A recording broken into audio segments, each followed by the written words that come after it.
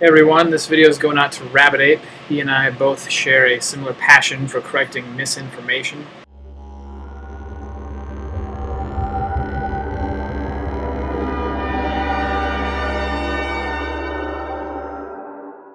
And while he is better on the evolution side, obviously he wouldn't be intimately familiar with all things religious as might a person like me.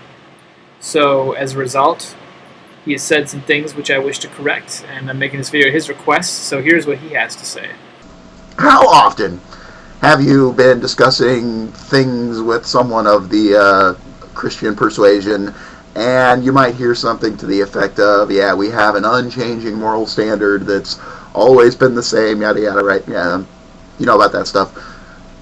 How many times have those same people said, if you, say, point at some of that nasty stuff in the Bible, the Old Testament, like Leviticus and Deuteronomy and stuff, and then they go, that was appropriate for those people at that time, but we have a new covenant now and all that kind of stuff, so the rules have changed? All due respect, of course, to RabidApe, but now the intellectual battle must begin.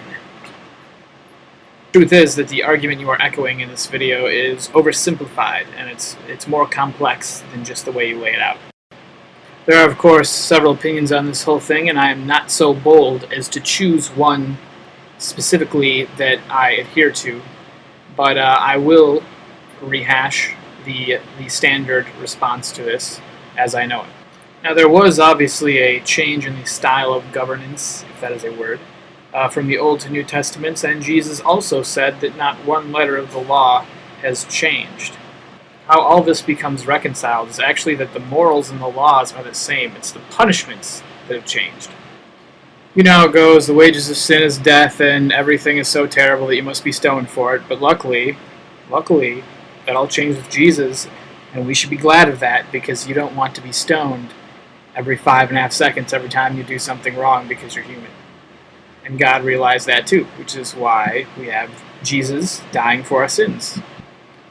It is also worth noting that there are a host of issues in the Bible that are not of a moral caliber, but are like priestly laws and stuff like that doesn't really fall into the moral category.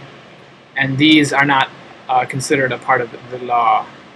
And this is stuff like, don't eat shellfish and stuff. I mean, the reason for that, it was obviously not a moral rule.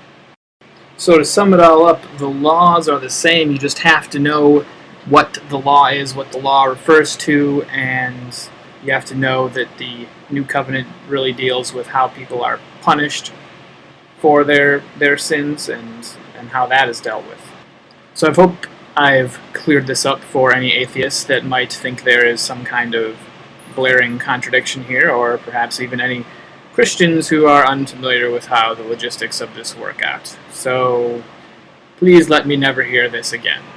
Thanks. So now that you know this, atheists, adjust your arguments accordingly, and then we will do battle yet again.